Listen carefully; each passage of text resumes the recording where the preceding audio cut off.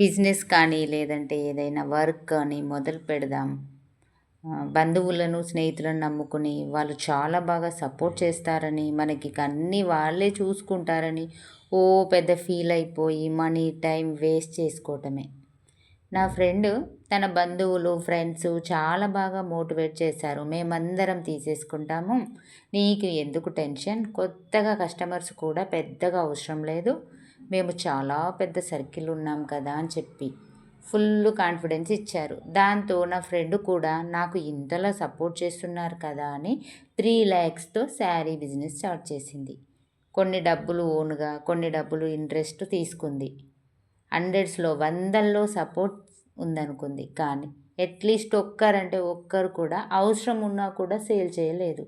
వాళ్ళ మాటలు నమ్మి ఓవర్ కాన్ఫిడెన్స్తో బయట ఏమీ ట్రై చేయలేదు. No sales.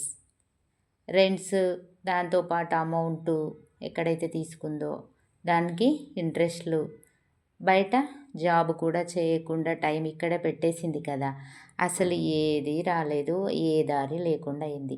Full stress. తర్వాత రియలైజ్ అయింది ఇలా సపోర్ట్ చేస్తామనే రిలేటివ్స్ని అండ్ ఫ్రెండ్స్ని నమ్మకూడదు అని.